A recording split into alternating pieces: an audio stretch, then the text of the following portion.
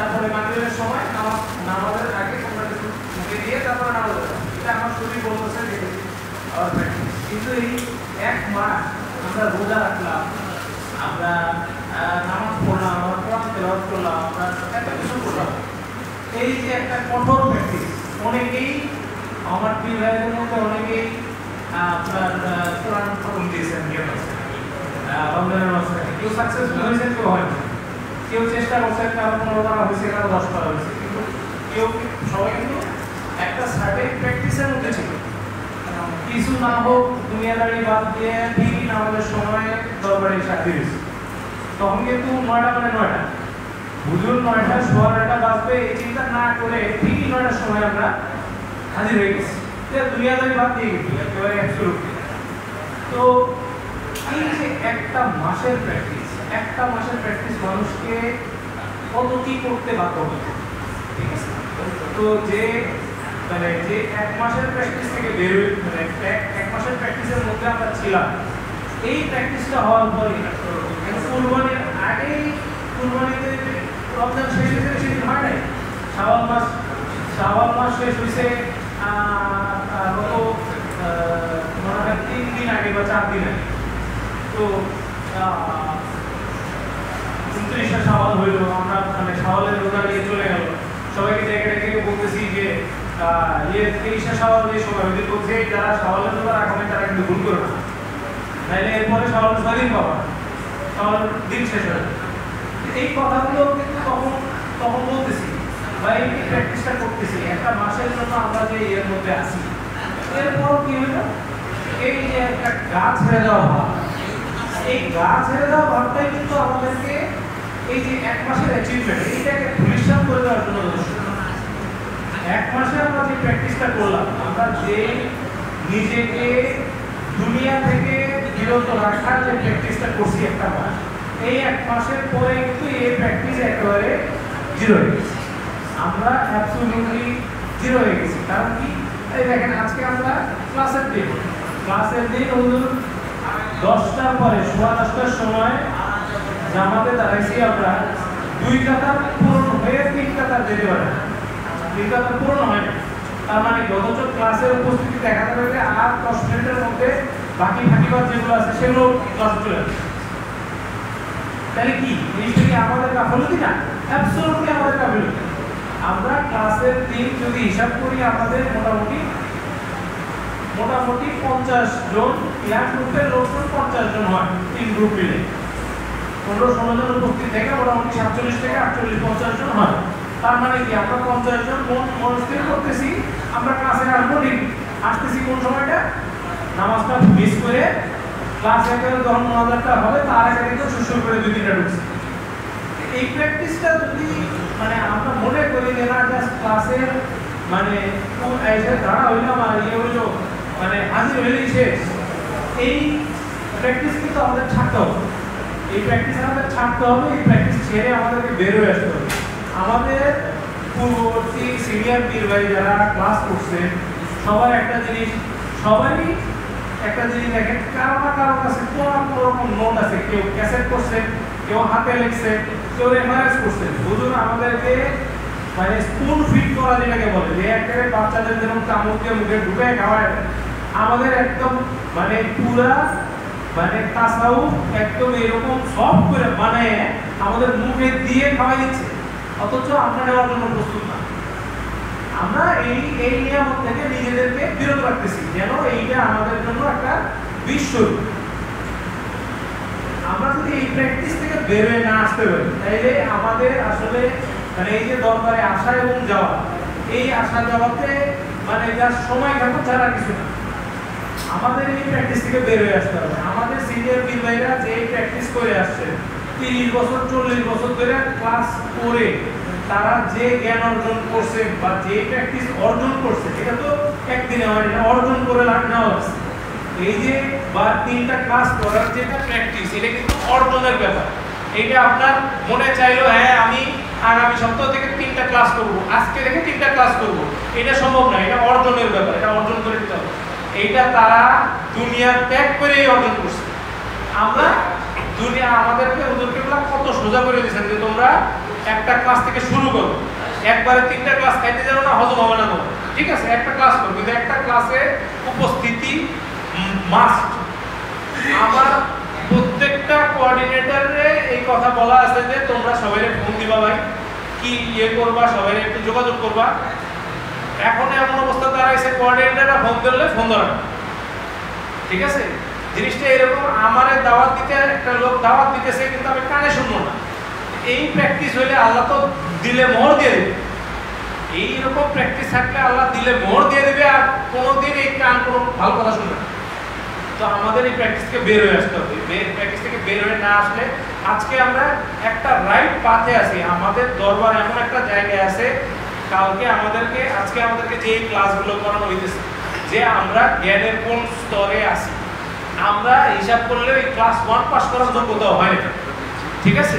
তো এই class 1 pass করার যোগ্যতা কিভাবে হবে হুজুর সেটা দেখাইতেছি। স্কুল অফ তরিকা, আমরা স্কুল দেখতেছি, আমরা স্কুলের এই কারিকুলাম দেখতেছি, আমাদের চোখের সামনে এটা বানানো হইতেছে।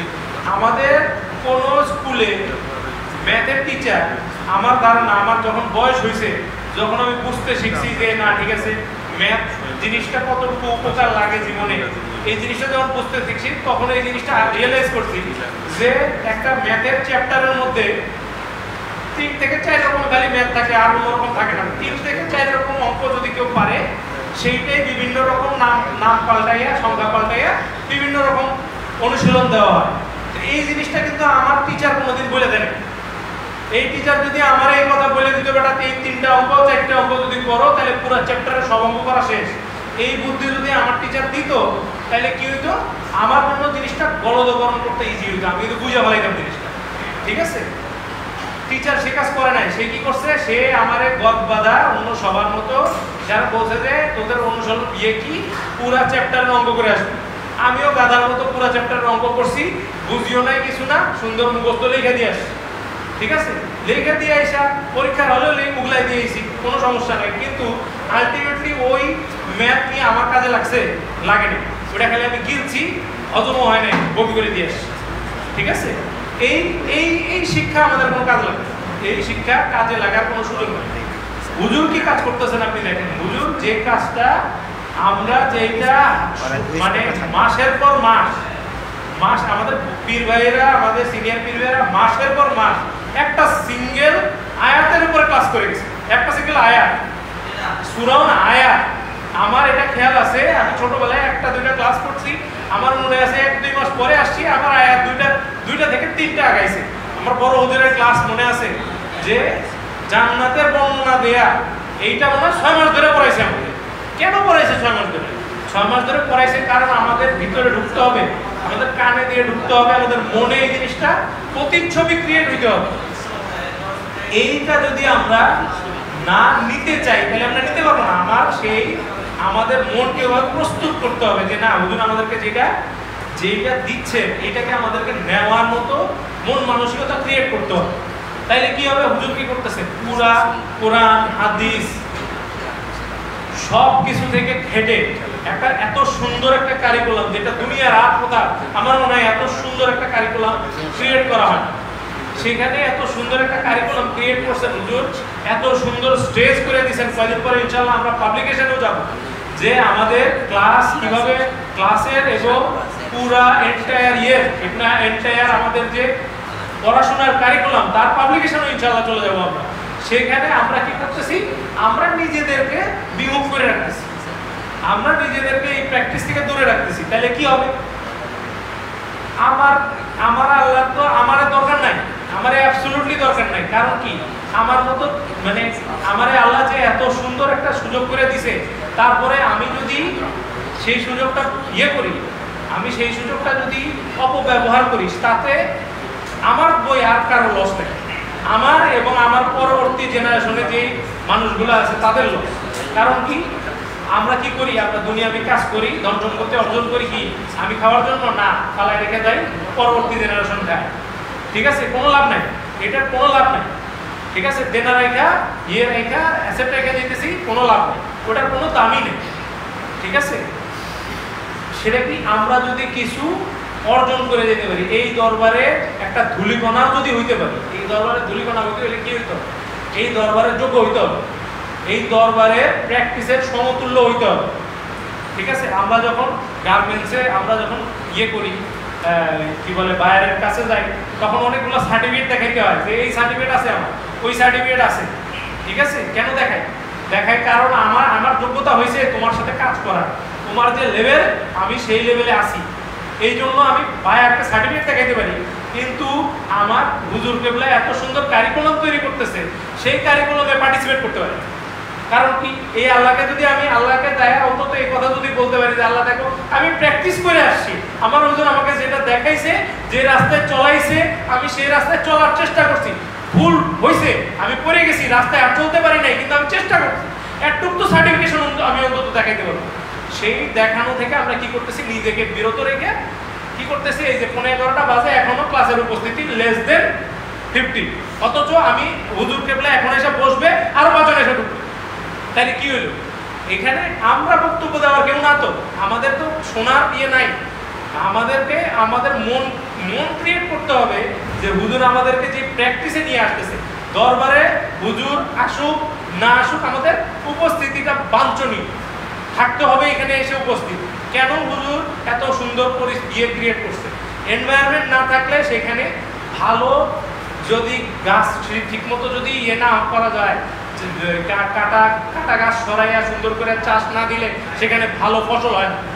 ঠিক আছে, এইখানে ফসল করার পরিস্থিতি ক্রিয়েট করছেন, একটা ভালো ফলন হওয়ার পরিস্থিতি ক্রিয়েট করছেন। সেখানে আমরা কি করতেছি, এই জিনিসটা এইখানে আমরাই কি করতেছি, হুজুরকে পিছিয়ে রাখতেছি। এটাই আমাদের ব্যর্থতা। আমাদের ব্যর্থতা হলো হুজুরকে কোথায় আমরা আগায় দিব, হুজুরকে মাথায় তুলে রাখবো, সেখানে হুজুরকে দুনিয়ায় ছড়াই দেওয়ার জন্য কি, দুনিয়ায় হুজুরের বক্তব্য ছড়াই দেওয়ার জন্য কি করা দরকার, সেই রকম গঠনমূলক কাজ না করে আমরা কি করতেছি, হুজুর আমাদেরকে প্রস্তুত করতে চাইতেছে যে না তোমরা দরবারের একটা মানে অংশ হও, দরবারের একটা যোগ্য অংশ হও, সেইটার প্রস্তুতিতে আমরা নিজেদেরকে বিরত করে রাখতেছি। তাতে আলটিমেট লস আমার এবং আমার পরবর্তী জেনারেশন। কারণ কি, আমি দরবারে না থাকলে দরবারে কিছু যাবে আসবে না, এই দরবারে ইনশাআল্লাহ কিয়ামত পর্যন্ত বজায় থাকবে। আমি মাহিন মরে গেলে কিছু যাবে আসবে না দরবারে, কিন্তু আমি যদি এখান থেকে কিছু পাথেও না অর্জন করে যেতে পারি, তাইলে আমার এখানে আসা যাওয়া পুরাটা এবং দুনিয়ায় আসাটা আমার ব্যর্থতা। দুনিয়ায় যে আমাকে আল্লাহ যে কাজে পাঠাইছে সেইখানে আমি ব্যর্থ হয়ে গেলাম, অ্যাবসলিউটলি ব্যর্থ হয়ে গেলাম। তো তাইলে কি হলো, আমি ব্যর্থ হইলাম মানে আমার পরবর্তী জেনারেশনের সুযোগ নাই। যে আমি ব্যর্থ হয়েছি তাহলে তারও কতটুকু সুযোগ আছে যে সে সাকসেস হবে। তো তাইলে কি আমি আমার জন্য পথ খারাপ, জায়গা তো খারাপ করতেছি, আমার পরবর্তী জেনারেশনেরও জায়গা খারাপ করে দিচ্ছি। তো আমাদেরকে কি করতে হবে, আমাদেরকে এই মন মানসিকতা ক্রিয়েট করতে হবে যে আমার হুজুর কেবলা আমাদেরকে যা দেওয়ার চেষ্টা করতেছে, যা শেখানোর চেষ্টা করতেছে, যা বোঝানোর চেষ্টা করতেছে, সেগুলোকে নেয়ার মতো মন মানসিকতা ক্রিয়েট করতে হবে। তার জন্য আমাদের কি দরবারের সাথে প্র্যাকটিস করতে হবে, দরবারের প্র্যাকটিসটা দেখতে হবে। দরবারে এই যে সিনিয়র পীর ভাইদের সাথে চললে কি হয়, আদবটা দেখা যায়, আদবটা বোঝা যায়। এই আদব কি করবে, আদব কি করে, আমি আজকে যখন একটা বায়ারের সাথে কথা কমিউনিকেশন করি, আমি খুব সুন্দর করে কথা বলি, হাই হ্যালো করি, খুব আমার কিন্তু খুব বাচন ভঙ্গিও সুন্দর হয়, আমার দাঁড়ানোর ভঙ্গি সুন্দর হয়, আমার সব কিছুই আমি চেষ্টা করি যে আমাকে একটা খুব স্ট্যান্ডার্ড মেনটেন করে চলতে। আমি দরবারে এসে কি করতেছি, একেবারে মানে পুরা ছেড়ে দিয়ে গা ছাড়া হাল না, এটা ওই জায়গা না। এইখানের প্র্যাকটিস যাতে এইখানের প্র্যাকটিসের সাথে আমাকে অ্যালাইন্ড হইতে হবে। এইখানের প্র্যাকটিসের সাথে আমি অ্যালাইন্ড হলে কি হবে, দুনিয়ায় আল্লাহ আমার জায়গা করে দিবে। আমাদের সামনে আমাদের সিনিয়র পীর ভাইদের যত উদাহরণ আছে আমাদের সামনে, চিন্তার বাইরে যে তারা কি হয়েছে, তারা দুনিয়ায় তাদের জায়গা পাইছে, তাদের সম্মান পাইছে এবং তারা দরবারে তাদের অবস্থান ক্রিয়েট করে দিতে পারছে। তো আমরা যদি দুনিয়ার দিকে তাকাই থাকি তাহলে কি হবে, দুনিয়ায় আমাদের অবস্থান হবেও না, হওয়ার সুযোগও নাই। ঠিক আছে, আর আল্লাহর সামনে দাঁড়ানোর মতো, আল্লাহ এই কথাটা বলার মতো আমার হুজুর কেবলার আমার রাসূল সাল্লাল্লাহু আলাইহি ওয়াসাল্লামের সুপারিশ পাওয়ার মতো যে অন্তত যে যোগ্যতাটা থাকতে হবে যে হ্যাঁ অন্তত আমি তো মুসলমান হইতে হবে, মুসলমান তো হইতে হবে। আমরা খালি ইমানই আনছি, মুসলমান হওয়ার কোনো মানে ইয়ে নেই, প্র্যাকটিস নেই। প্র্যাকটিস ছাড়া কেউ কিছু হইতে পারে। আমি আজকে খুব শক্তিশালী হইতে চাই, আমি কি ইনহেরেন্টলি শক্তিশালী হইতে পারবো? সম্ভব না। আমাকে প্র্যাকটিস করতে হবে, আমাকে শক্তিশালী হওয়ার প্র্যাকটিস করতে হবে। তো আমি দরবারে আসতেছি কি মুসলমান হওয়ার প্র্যাকটিস করার জন্য। এই যে রমজান মাসের এত প্র্যাকটিস, এত কিছু হুজুর এত শিখাইয়া পড়াইয়া আদর কইরা বকা দিয়ে এত সুন্দর একটা পরিবেশ ক্রিয়েট করলো, শেষ। একটা মাস গেছে, সবার প্র্যাকটিস শেষ। তো এই একটা মাসে প্র্যাকটিস শেষ মানে কি? তার মানে আরো 10 মাস ঘুরে আসতে আসতে আবার আরেকটা রমজান আসতে আসতে আমরা তো একেবারে মানে মানে মাটিতে মিশা শেষ হয়ে যাবো, কোনো অবস্থারই থাকবে না। তাহলে এই প্র্যাকটিসের মানেটা কি? এটাতে আল্লাহর সাথে হটকারি করা হইতেছে। এগুলো হইলো আমাদের সাথে আল্লাহর সাথে আমরা মানে ধোঁকাবাজি করার চেষ্টা করতেছি, নিজের সাথে ধোঁকাবাজি করার চেষ্টা করতেছি। আমরা ইয়ে করতেছি যে রমজান মাসে আমরা ভালো প্র্যাকটিস করছি, এটা দিয়ে চলে যাবে, চলবে না। This has to be a regular practice. প্রতিদিন প্রত্যেকটা মুহূর্তে আমাদের এই প্র্যাকটিসটা বজায় রাখতে হবে। যদি বজায় রাখতে না পারি, আলটিমেটলি দরবার থেকে আমরা ঝরে চলে যাবো। দরবারের কিছু যাবেও আসবে না। এখান থেকে বহু পীর ভাই আসছে গেছে, আমাদের সিনিয়র পীর ভাইরা সাক্ষী আছেন, বহু ধরনের পীর ভাই আসছে, শিল্পপতি আসছে, গরিব আসছে, বহু ধরনের মানুষ আসছে, আইসা বহু দিয়ে হয়ে গেছে, কেউ টিকা থাকতে পারে না। আল্লাহ যাকে রাখার তাকেই রাখবে। আমি যদি আমার অবস্থান ক্রিয়েট করতে না পারি, আমার অবস্থান কি খালি মানে ইয়েতে করবো, খালি দানে করতে হবে না, আমার প্রচেষ্টায় থাকতে হবে, আমার উপস্থিতিতে থাকতে হবে, আমার কর্মকাণ্ডে থাকতে হবে। আমার যেইভাবে সামর্থ্য, আজকে আমার শারীরিক সামর্থ্য আছে, আমি কায়িকভাবে কায়িক পরিশ্রম করবো, আমার আর্থিক সামর্থ্য আছে, আমি আর্থিক পরিশ্রম করবো। যেভাবে পারবো সেভাবে অবস্থান তো করতে হবে। না করলে কি হবে? কালকে আমি দরবার থেকে ধুয়ে চলে যাব। কালকে দরবার থেকে ধুয়ে চলে গেলে কারো কিছু যাবে আসবে না, কারো কিছু যাবে আসবে না, লস আমার, কমপ্লিটলি আমার লস। আল্লাহ আমাকে হেদায়েতের রাস্তা দেখাইছে, আলো দেখাইছে, আমি ইচ্ছা করে চোখ বন্ধ করে এই আলো দেখলাম। তাইলে আমার থেকে বড় দুর্দশাগ্রস্ত মানুষ আর কিয়ামতের ময়দানে আর কেউ হইতে পারে না।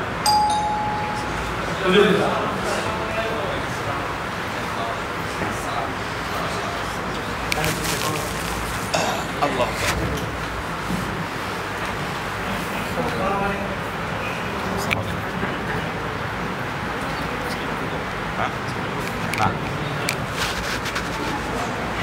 জানলাগুলো খুলে দেন কেন? বাতাস তো বাইরে, সব জানলা আটকানো, কেমন বদ্ধ পরিবেশ হয়ে আছে।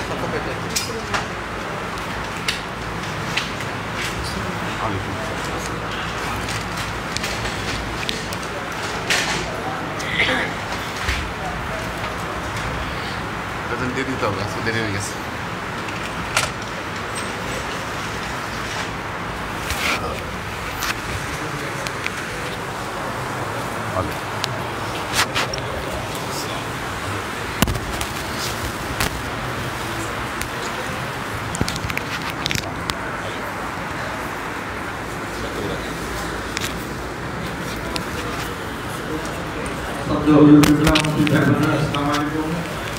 আল্লাহর কাছে শুকরিয়া আদায় করি, আমাদের ছাত্রদের আল্লাহ আমরা ক্লাস দিয়েছেন। এই ক্লাসগত অবস্থায় যেন আমরা করতে পারি, কাজ দেওয়া যায়, কাজ কামনা করি। এটা একটা মহতী অনুষ্ঠান, এরকম অনুষ্ঠান পাওয়া সৌভাগ্যের লক্ষণ। কারণ কোরআন হাদিসে পাহাড়ে একজন আল্লাহ সৌভাগ্য দেখতে পারা, এক জামা নাম পারলে 1 বছরের গোটা নাম হয়ে যায়। তারপর সবচেয়ে বড় জিনিস, আপনার ভিতরে যে আকর্ষণটার সৃষ্টি হবে আল্লাহ আদিবাসীদের প্রতি, ওই আকর্ষণটার মূল্য ভূমিকা। কারণ এই আকর্ষণ কিন্তু একদিনে তৈরি হয় না। যে আইন ঘটে গেল, নবীর কথাই বলি, মাইনের আব্বা একটা হুন্ডা ছিল, হুন্ডার নাম তো নাম ছিল হুন্ডা। সেই হুন্ডায় করে আমি এডিসিতে চাকরি করতো, সেখান থেকে দরবার আসা যাওয়া করতো। এবং দরবারের ডেডিকেশনের কোনো শেষ নেই। কয়টা বলবো? শুধু একটা বলে রাখি, এই মসজিদের পিছনে ডেডিকেশন কেমন ছিল। যেদিন মসজিদের কাজ ধরবে সেদিন আমরা এসে বসে আছি, কাজ ধরতেছি না, কারণ সেদিন হরতাল, মিস্ত্রি পাওয়া যাবে না, কিছু পাওয়া যাবে না, সেই জন্য আমরা চুপচাপ বসে আছি। তারপরে কাটবো, লোহা কাটবো, নিজেরা কাটতে গেলে লোহা কাটার যে যন্ত্র সেটাও নেই, এক্সপ্লেন। তুমি এসে দেখে খুব রাগ হয়ে গেলো। এটা একটা কথা হইলো, আজকে ডেট দিসের কাজ শুরু করবেন, অথচ আপনারা সবাই বসে আছেন।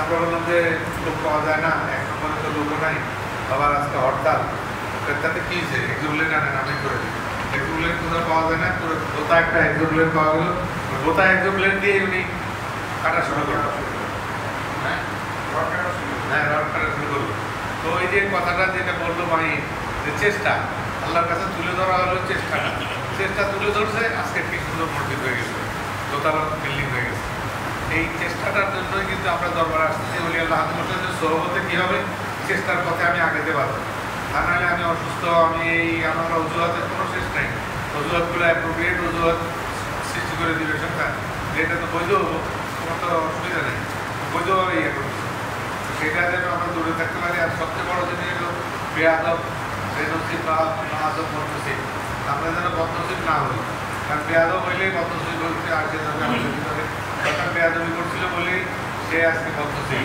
অভিযুক্ত হয়ে গেছে তার অভিযুক্তর পরে মুসা আল্লাহ সাল্লামের সাথে দেখা হইলো যে তুমি এখন কি আল্লাহ যদি মাফ করে দেয় মাফ চাইবা তবে অবশ্যই যাও তুমি প্রশ্ন আছে কিনা জিজ্ঞাসা করবেন না মুসা আল্লাহ সাল্লাম জিজ্ঞাসা করলেন আল্লাহ বললেন ঠিক আছে আদম আল্লাহ সাল্লামের কবরে যদি সেজদা দেয় তাও আমি মাইনে নেব মাফ করে দেবো তো মুসা আল্লাহ সাল্লাম বললো সাদা বলতেছে তুমি কি পাগল হয়েছো জীবিত আদম আল্লাহ সাল্লামকে স্বপ্ন দিয়ে সালাম দিলাম না সেজদা দিলাম না আমি তো তার কবরে যায় সেজদা দিয়ে এটা কি পাগলের মতো কথা বলতে এটা একটা হইলো এই যে যারা বেআদব তাদের মধ্যে এই ধরনের কথাই আসে যে বলি আল্লাহ হাতে মসজিদের মূল্যায়ন তারা করতে পারে না এবং না করতে পারলে ক্ষতিগ্রস্ত হয় তারা নিজেরাই এখানে আমরা কিন্তু হুজুরকে কোনো ক্ষতিগ্রস্ত করতে পারবো না হুজুরের সাথে এখানে যদি সহবত না রাখতে পারি ভয় ভক্তি শ্রদ্ধা না করতে পারি তাহলে ক্ষতিগ্রস্ত হয়ে যাবো আমরা তো আমরা যেন এই ক্ষতিগ্রস্ততার হাত থেকে বাঁচতে পারি সেই জন্য আপনার কাছে পাঠা যাবো এবং যে কোনোভাবে মাহির যেভাবে বললো কায়িক শ্রম আর্থিক শ্রম যেভাবে শ্রম দেওয়া যায় যেভাবে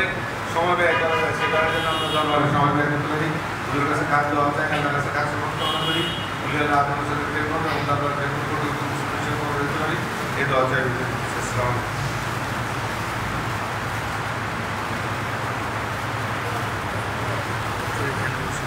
হ্যাঁ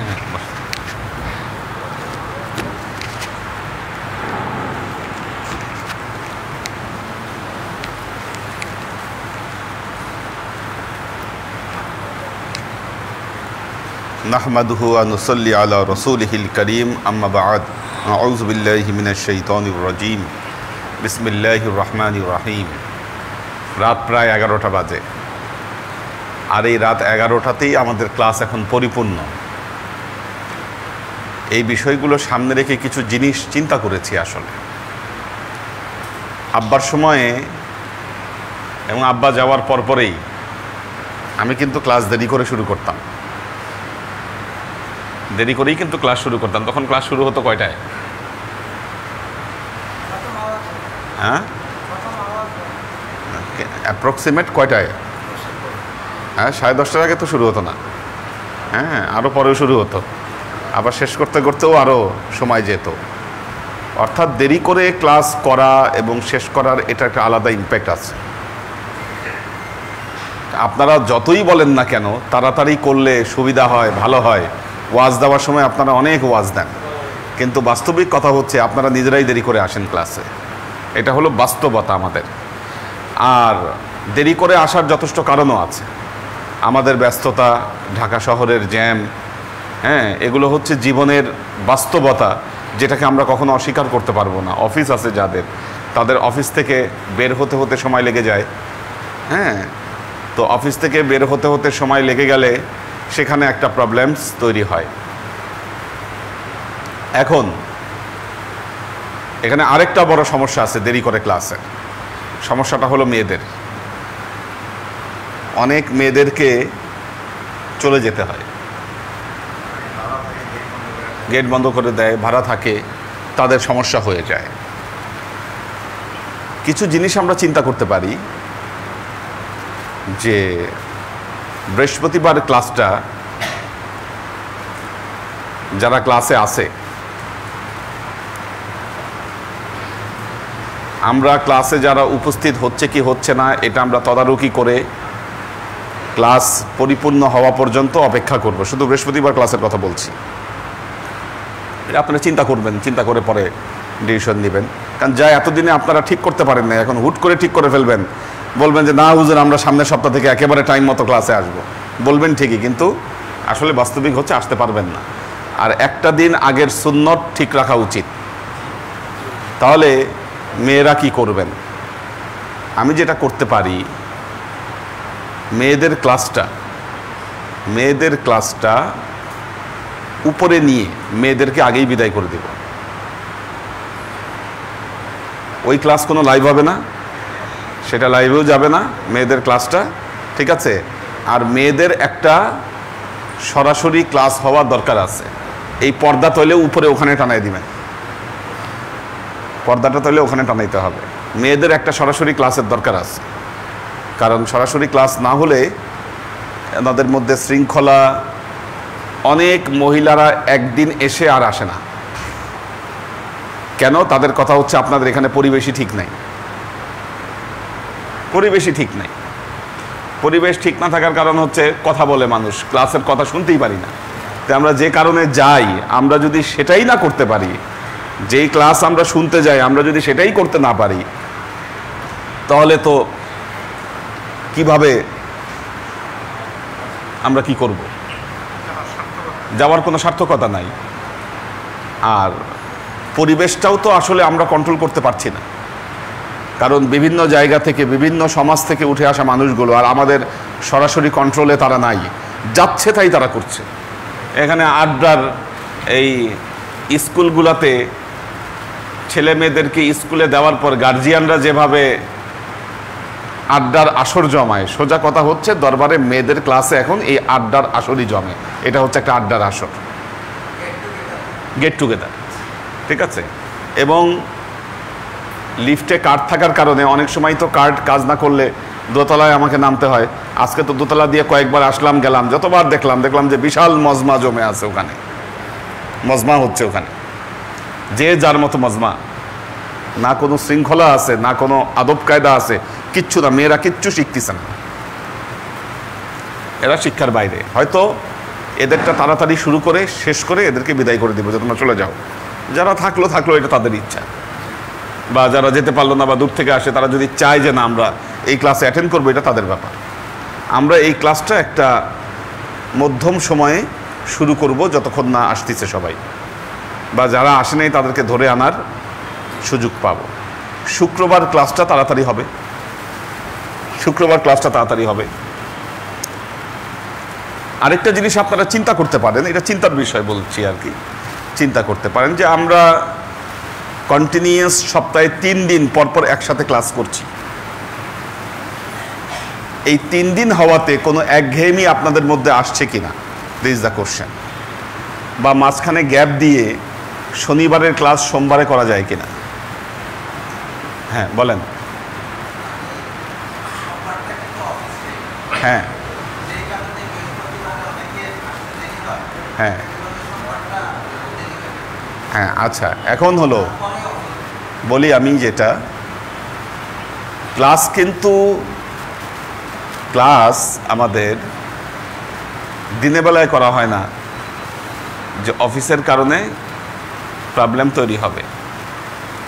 রাস্তাঘাট আমি যা দেখি, শনিবারে অন্যান্য দিনের চেয়ে ভিড় বেশি হয় রাস্তায়। সকালবেলায় ফাঁকা থাকে, দুপুরের পর থেকে বা বিকাল থেকে ভিড়টা বেড়ে যায়। বন্ধের দিন মানুষ মার্কেটে বের হয়, বিভিন্ন জায়গায় ঘুরতে বের হয়, যার ফলে শনিবারে বিকালে একটা ভয়াবহ জ্যাম তৈরি হয়।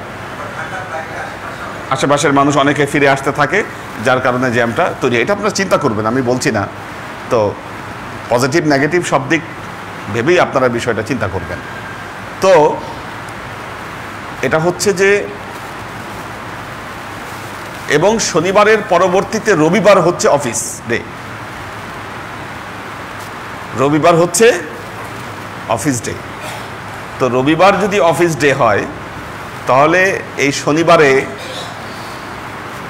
যারা ক্লাস করেন তাদের ক্লাসে আসা বা না আসা, এরপর দিন অফিস থাকে, রাত হলে ঘুম থেকে উঠতে সমস্যা হবে, এই কারণে অনেকে গ্যাপ দেন। আর কন্টিনিউয়াস 3 দিন ক্লাস না করে মাঝখানে গ্যাপ দিয়ে 2 দিন তারপরে ক্লাস করলে এটা সুবিধা হয় না অসুবিধা হয়, এই জিনিসটা আপনারা চিন্তা করতে পারেন, ভাবতে পারেন দেখে যে কি করা যায়। ঠিক আছে? তো এটা হচ্ছে আলোচনা সাপেক্ষে আর কি, আমরা পরবর্তীতে ডিসিশন নেব। তো এই বিষয়গুলো আমরা চিন্তা করতে পারি, কারণ হচ্ছে আমাদের ক্লাসগুলো ইফেক্টিভ করা দরকার। আমি শুরুতেই বলছি, এখন দেখবেন যে পুরো বিশ্বে একটা বিষয় নিয়ে চিন্তা হচ্ছে, আউটকাম বেসড এডুকেশন। এডুকেশনের আউটকামটা কি আসলে, সেটা বুঝে এডুকেশন সাপ্লাই দেওয়া, এটা এখন পুরো বিশ্বে চলছে। এইভাবেই কারিকুলামগুলো তৈরি করার চেষ্টা করা হচ্ছে, যে আপনি একটা কারিকুলাম তৈরি করছেন, আপনি শিক্ষা দিচ্ছেন, আসলে এটার আউটকামটা কি। আমরা যেভাবে আপনাদের ক্লাস নিচ্ছি, এটা কিন্তু আউটকাম বেসড ক্লাস নয়। যে কারণে ক্লাসের সিস্টেম বা কারিকুলামের মধ্যে যে পরিবর্তন নিয়ে আসা, এটার অন্যতম কারণ হচ্ছে এই লাইনে নিয়ে আসার জন্য। না হলে আপনাদের থেকে ভালো কোনো ফলাফল আশা করা যাবে না। আমরা সেই সাথে সাথে সফটওয়্যার ডেভেলপমেন্টেরও কাজ করছি, যাতে যে সিস্টেমটা আপনাদেরকে দেখানো হয়েছে, এই সিস্টেমটা অ্যাপ্লিকেশনে চলে আসে। আমরা এটার উপর কাজ করে যাচ্ছি। তো যাই হোক, এই বিষয়ে আমরা আরও ফার্দার আলোচনা করব, পারস্পরিক আমাদের আলোচনা হতে পারে, কিন্তু যে কোনো মূল্যে আমাদের ক্লাসগুলোকে ইফেক্টিভ করতে হবে। কারণ আমি গুরুত্বপূর্ণ সময় আপনাদের পিছনে ব্যয় করছি। আপনারাও অনেক কষ্ট করে এখানে উপস্থিত হচ্ছেন। কি নিচ্ছেন আপনারা, এই বিষয়টা আমাকে অবশ্যই কনফার্ম হতে হবে। এটা কনফার্ম না হলে আমি যে আপনাদের পেছনে মেহনত করব, এটা বিফলে যাবে। আমরা এখানে মাদ্রাসা করতে পারছি না। মাদ্রাসা করতে না পারার কারণ আসলে যেই ল্যাক আমার ভেতরে সবসময় আমি চিন্তা করেছি, যে ল্যাকটা কোথায়। ল্যাকটা আসলে আমরা যে চিন্তা চেতনায় বিশ্বাস করি, এই বিশ্বাস অনুযায়ী আপনি যদি কওমি সিলেবাস দেখেন, এই কওমি সিলেবাসে এটা হবে না। কওমি থেকে যারা প্রোডাকশন হয়ে বের হচ্ছে, যারা, এদেরকে দিয়ে আপনি কোনোদিন পীর সাহেবের দরবারে আপনি মাদ্রাসা চালাতে পারবেন না। এটা ইম্পসিবল ব্যাপার।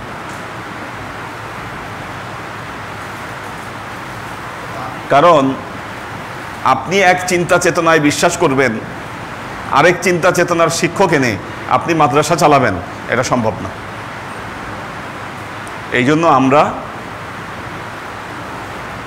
যে কওমি নেসাবগুলো যে আছে বাংলাদেশে, এটা কয়েকভাবে পরিচালিত হয়।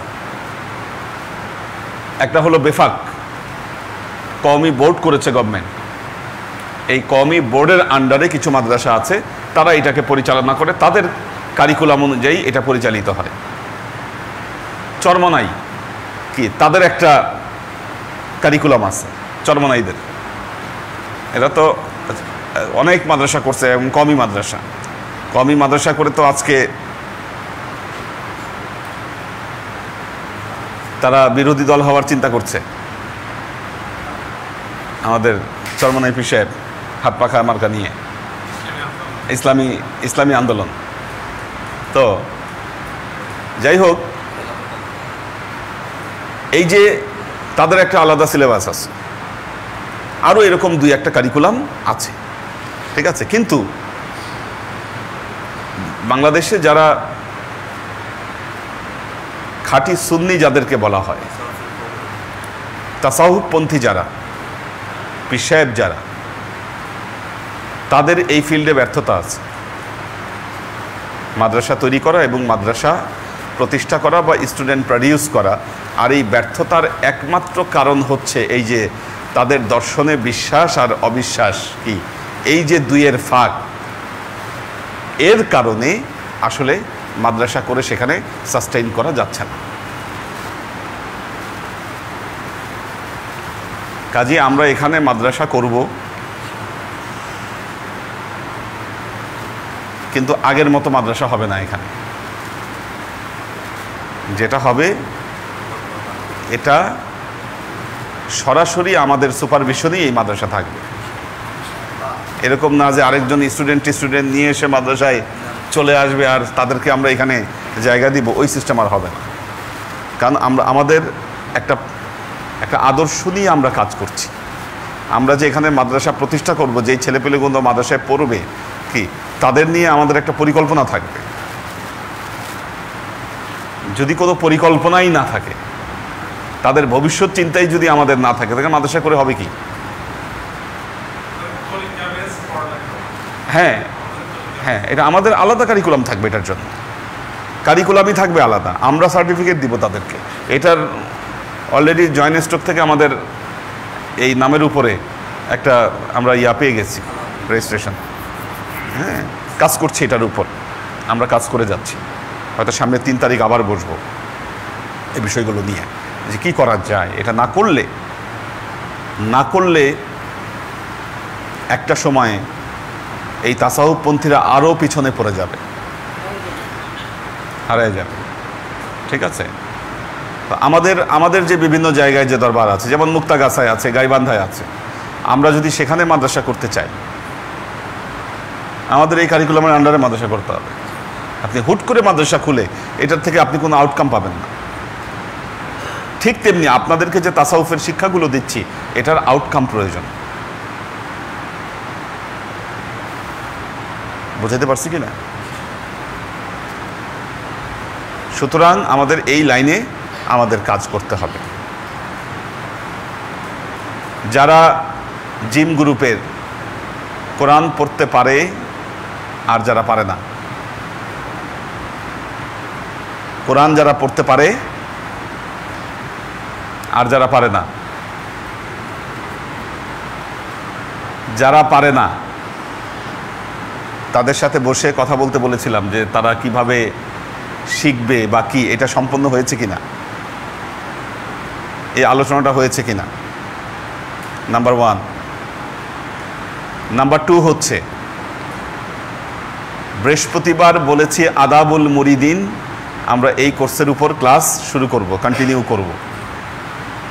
তবে হ্যাঁ, যারা আদাবুল মুরিদিন এই কোর্সের উপর ক্লাস করবেন এবং পরীক্ষায় তারা অ্যাটেন্ড করবেন, তাদের একটা নামের লিস্ট আমার দরকার।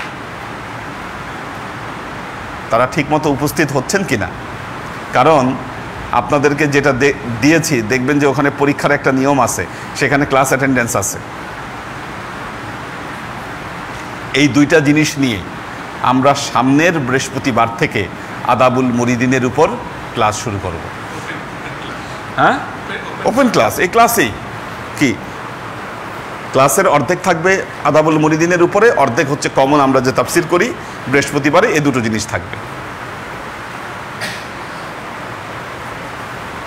এই 2টো জিনিস থাকবে। হ্যাঁ হ্যাঁ, এবং আমরা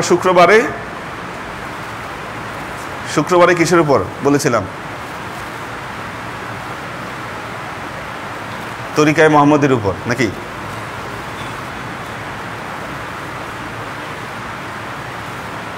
নাকি শুক্রবারে আদাবুল মুরিদিন দিব নাকি? কোনটা করলে ভালো হয়? হ্যাঁ, শুক্রবারে আদাবুল মুরিদিন।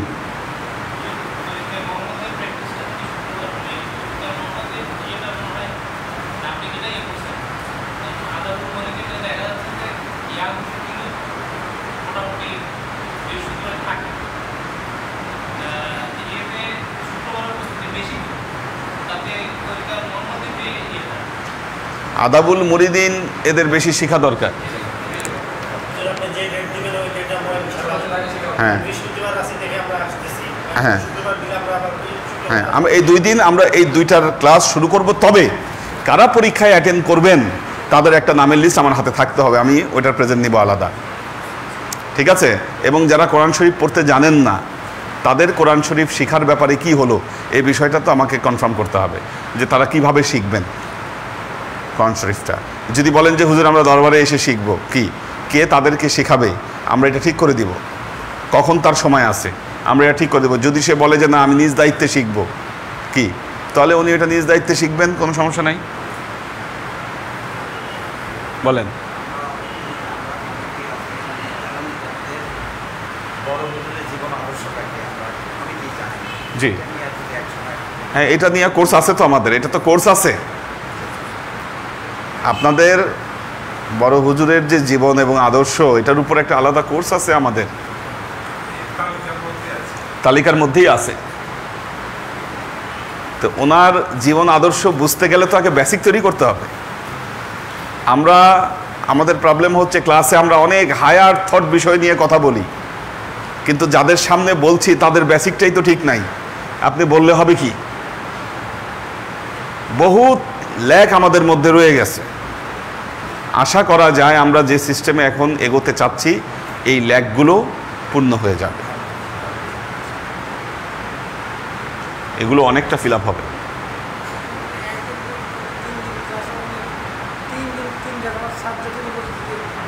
একদিন একটু ওপেন আলোচনা থাকা ভালো, ওপেন আলোচনা দরকার আছে একদিন, কারণ আমাদের কিছু আলোচনা চলা দরকার। হ্যাঁ, তো আমরা শুরু করে দিতে হবে আমাদেরকে। আমি বলেছি একটা জিনিস শুধু চিন্তা পরিকল্পনা করব কি, এই কথায় আমি বিশ্বাস করি না। আপনারা এই কথায় বিশ্বাসটা বেশি করেন, হবে, করব, হয়ে যাবে কি, এগুলা কথায় বিশ্বাস করা বা এগুলা কথার উপর আমল করা ঠিক না। করব বললেই, যেটা ফিউচার টেন্সে বললেই আর সেটার মধ্যে নোক্তা লেগে যাবে। হ্যাঁ, আর নোক্তা লাগলেই সমস্যা। করে ফেলতে হবে, এটা হলো বাস্তবতা। বলো। হ্যাঁ, তাদের সংগ্রহ চলছে। আচ্ছা, তাদেরকে তো আমরা একটা ডেট দিয়ে, আমরা পরীক্ষা নিয়ে তাদেরকে আমরা সার্টিফিকেট দিয়ে দিব যে আপনারা পারেন পড়তে। গুড, আমরা সেটা করে দিব। কিন্তু যারা পারে না তাদেরকে তো শিখাইতে হবে। তো তারা স্পেশালি শিখবেন, আমি আগে তাদেরকে নিয়ে একটা চেষ্টা করব। কারণ কোরআন খুব দ্রুত শিখার একটা মেথড আছে, উনি যে মেথড ধরতে পারবেন তা না, ঠিক আছে? তো এটা যারা পড়তে পারে না, এই মেথডটা তাকে শিখাই দিলে উনি হয়তো চেষ্টা করলে পারতে পারেন। যদি পেরে যান তো আলহামদুলিল্লাহ। 1 মাস লাগবে না, 1 সপ্তাহ যথেষ্ট। আমি মেয়েদের কয়েকজনকে শিখাইছি, তারা কত, আমার মনে হয় 3 দিনে কোরআন পড়া শিখে গেছে। ওরা কোরআন পড়া শিখে গেছে। তো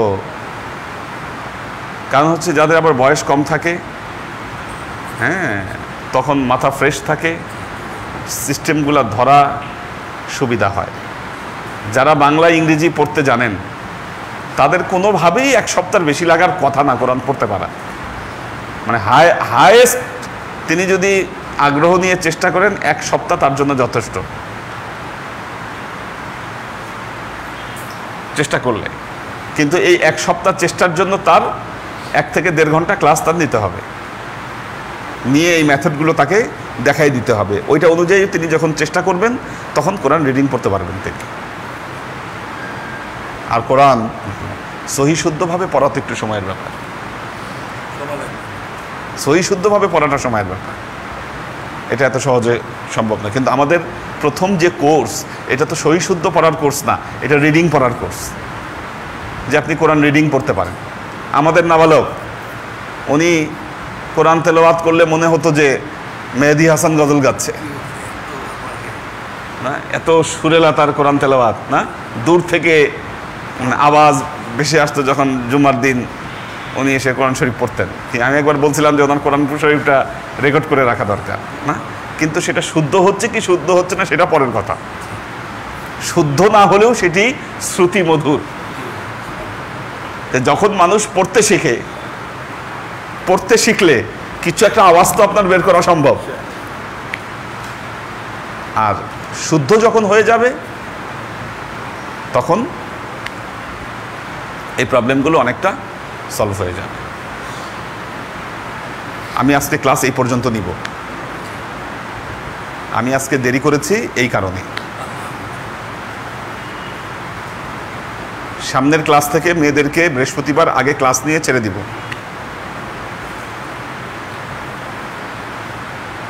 এই পর্দাটা উপরে টানায় দিতে হবে,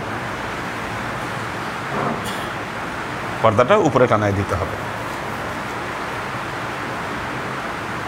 তো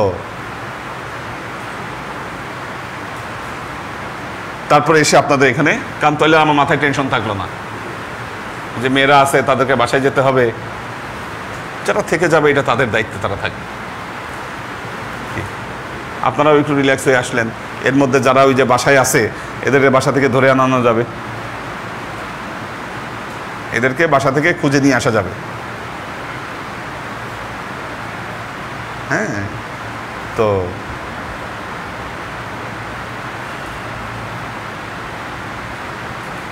এভাবে আমাদেরকে আসলে চেষ্টা করতে হবে। বারাকাল্লাহু লানা ওয়া লাকুম ফিল কুরআনিল আযীম ওয়া নাফা'আনা ওয়া ইয়্যাকুম লা আয়াতি ওয়া যিকরিল হাকীম ইন্নাহু তাআলা জাওয়াদুন কারীমুম মালিকুন বাররাউফুর রহিম। দেখি কে আছে।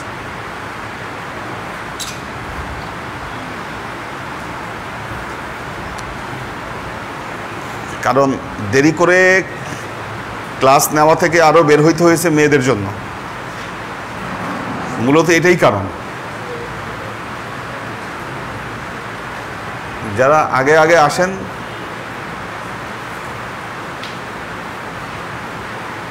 তখন আপনারা একটু রিল্যাক্সে আসতে পারবেন। হ্যাঁ, আচ্ছা, ওই যে একটা অজুহাত আছে যে অফিস থেকে কয়টায় ছুটি হয়েছে, আসতে আসতে দেরি হয়ে গেছে, অফিস দেরি করে ছুটি হয়েছে, আসতে পারি নাই। হ্যাঁ, এখন তো বাসা থেকে ধরে আনা যাবে, কারণ অফিস ছুটি হওয়ার পরে রাত 10টার পর কই থাকবে, বাসায় তো থাকবে। বুঝছেন না? হ্যাঁ, রাইট রাইট। হ্যাঁ, মেয়েদেরটা 9টা থেকে শুরু করে হয়তো 10টার মধ্যে শেষ হয়ে যাবে। আমাকে 2বার ক্লাস নিতে হবে আর কি। হ্যাঁ, সমস্যা নাই, সমস্যা নেই। আমার টাইম তো এই জন্য ডেডিকেটেড, কারণ এখানে তো অন্য কিছু করার সুযোগ নেই। বলেন।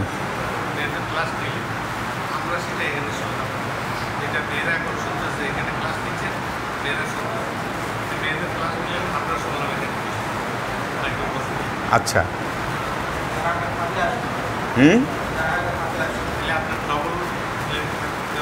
কিন্তু তারপরেও এখানে বসে কিছুক্ষণ নিতে হবে, সেটা করা যায়। হ্যাঁ, ছুটি দিয়ে এসে দেখা কে আসছে কে আসে নাই, বা আপনাদের আউটকাম বা কি হাজিরা নিতে হবে এখানে বসে। রাইট, হাজিরাটা নেওয়ার জন্য আমি আসবো এখানে, সেটা করা যায়। এটা ভালো একটা প্রস্তাব দিয়েছেন, ভালো একটা প্রস্তাব দিয়েছেন। ঠিক আছে। আর কন্টিনিউয়াস কি 3 দিন ক্লাস করবেন না মাঝখানে গ্যাপ দিবেন? কোনটা করলে ভালো হয়? হ্যাঁ, কন্টিনিউ থাকাটা ভালো।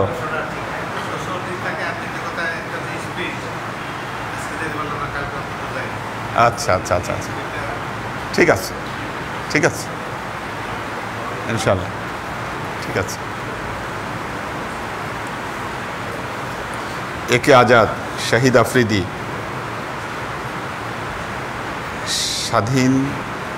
স্বাধীন আফ্রিদি, আব্দুল হাফিজ, লুনা তাবাসসুম লুবনা, নাজিমুদ্দিন ভাইয়ের ফ্যামিলি আছেন, আব্দুল হাফিজ,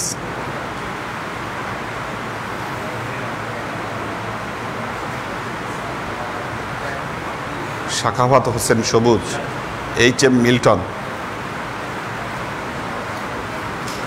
নুরুল ইসলাম ফরিদপুর ভাই আছেন, সৈয়দা আমরিন শরীফ, শামিমারা, আব্দুল সালাম আজাদ, সাগর সরকার, মুস্তাহিদ নূর মাহিন, MK আলাল, সৈয়দ ইত্তেহাদুল আজমাইন, জাহাঙ্গীর আলম,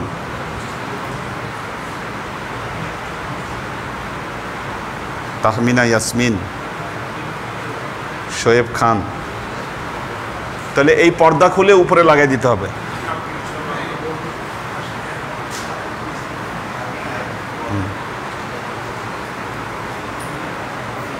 আল ইমরান, সাজ্জাদ হোসেন সাগর, সোহেল হাওলাদার, জেবা ফারজানা, সাবান খান, আল ইমরান, সাজ্জাদ রহমান, মোহাম্মদ মিজান, আবির আহমেদ আরিয়ান, সুমন মিয়া, সুরাইয়া আক্তার, কোরবান আলী, আমাদের শফিকুল ইসলাম ভাই আছেন, পাখির ভেস, ওমর শরীফ, জেবা ফারজানা। আজকে মেয়েরা 28,400 বার দরুদ শরীফ পাঠ করেছে। মোহাম্মদ বিপ্লব, আল্লাহ সবাইকে ভালো রাখুন, সুস্থ রাখুন।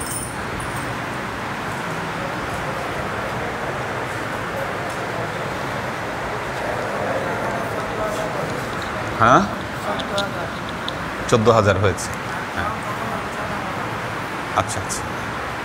এবং ইয়াংরা কিন্তু ক্লাসের জন্য খুব গুরুত্বপূর্ণ, মনে রাখবেন, কারণ আপনারা হচ্ছেন ভবিষ্যৎ জেনারেশন। আপনাদের বেসিক যদি ওইভাবে গড়ে না তোলা যায়, ভবিষ্যৎ অন্ধকার, ভবিষ্যৎ অন্ধকার। হ্যাঁ, যাই হোক, আল্লাহ তৌফিক দান করুক। আল্লাহুম্মা আমিন। اللهم صل على محمد وعلى آل محمد كما صليت على إبراهيم وعلى آل إبراهيم إنك حميد مجيد.